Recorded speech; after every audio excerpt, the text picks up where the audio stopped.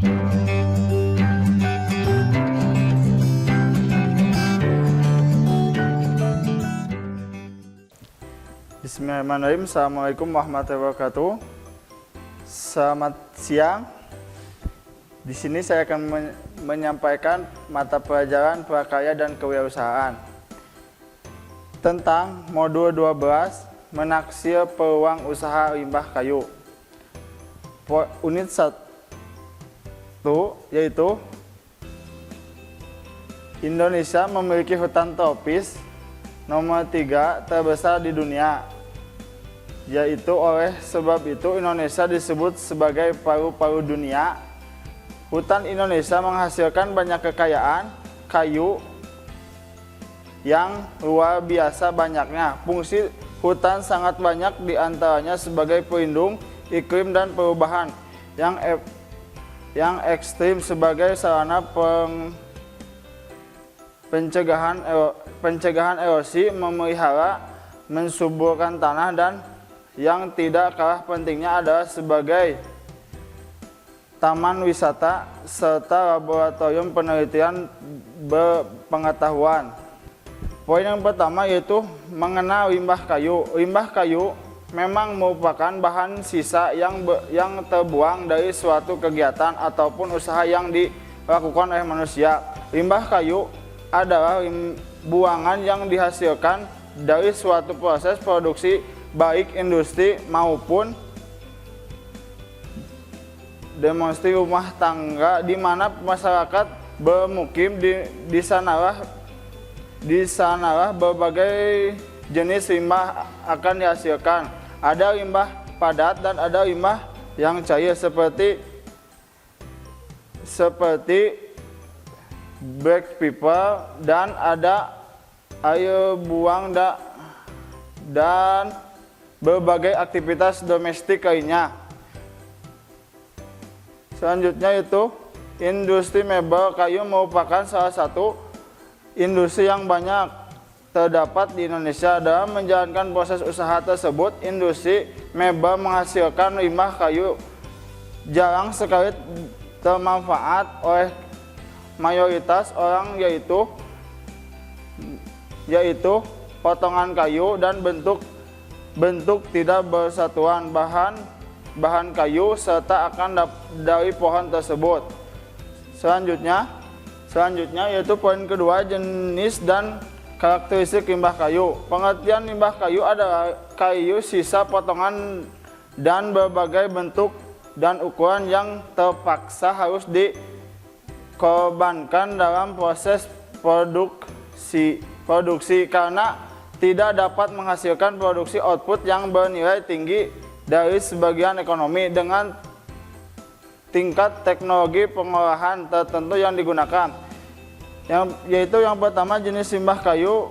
Berdasarkan asal limbah kayu dapat digolongkan sebagai berikut. Yang pertama, limbah kayu yang berasal dari daerah terbuka lahan atau untuk pertanian, antara lainnya yaitu batang pohon yang berserakan di warga setempat. Selanjutnya, yang kedua, limbah kayu.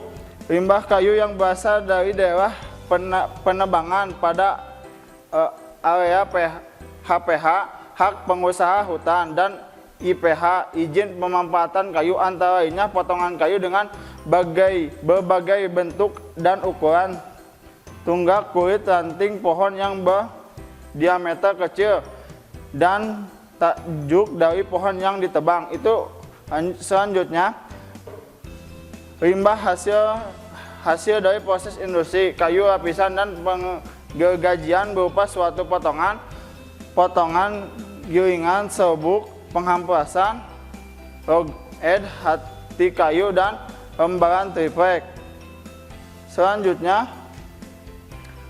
beberapa penelitian limbah kayu menyatakan bahwa limbah kayu dapat dibedakan menjadi dua, yaitu limbah kayu yang terjadi pada kegiatan eksploitasi hutan berupa pohon yang ditebang, terdiri dari batang sampai bebas cabang, tunggak, dan bagai di atas cabang pertama. Yang kedua, limbah kayu yang berasal dari industri pengolahan kayu, antara lainnya lembaran tripek yang rusak, yaitu kayu penghahai yang tidak berkualitas.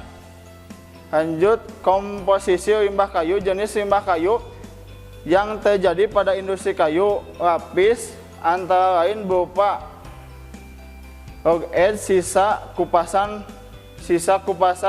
hambaran tripek yang rusak, sisa potongan pinggiran kayu, lapisan serbuk gergaji, dan serbuk penglapisan. Yang ketiga, karakteristik limbah kayu.